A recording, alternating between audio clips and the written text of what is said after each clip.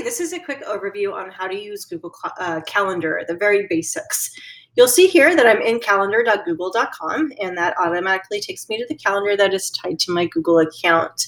You'll see a full month calendar over here, and the default view is by Monday through Friday, it looks like.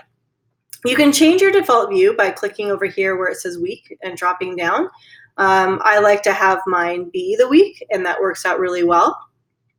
You can also get a customized view by dragging and dropping some dates here, and any dates you drag and drop will show up here. So it's kind of a fun little thing if you only want to see, like, say 3 days.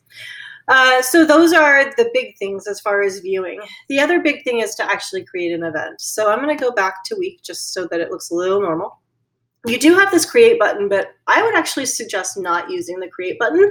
A lot of times I've noticed that me and other people tend to forget to put in the correct date when you use this. For instance, when you click it, it automatically gives June 7th as the date when that's not necessarily the date you wanted, and sometimes we don't think about that.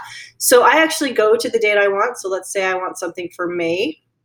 Well, this wouldn't work. Let's not do something that hasn't already happened yet. So here's where we're in, let's say July. So, and I'm going to create an event, or I need an event for a 1 hour event on July 12th from 10 o'clock in the morning to 11 o'clock.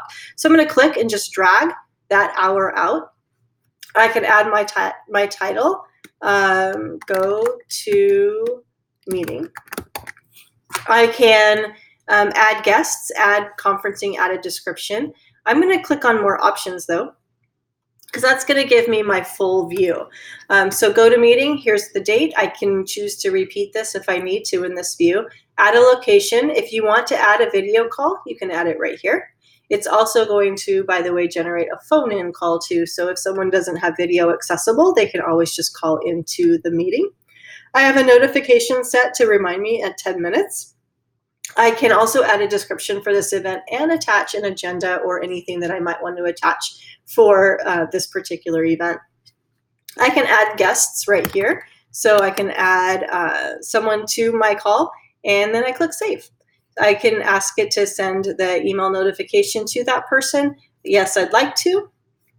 We'll go ahead and dismiss this, and now I've got this meeting on the 12th that says go to meeting from 10 to 11.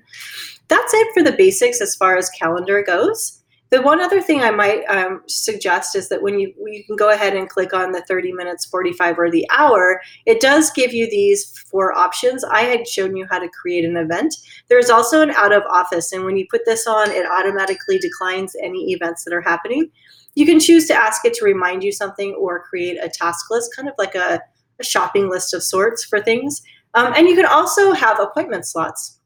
So if I click on appointment slots here and put in something like parent meetings, and at the duration, I'm going to make each meeting only be, well, I wish I could make it only be 10 minutes, but we'll go 15 minutes here and save.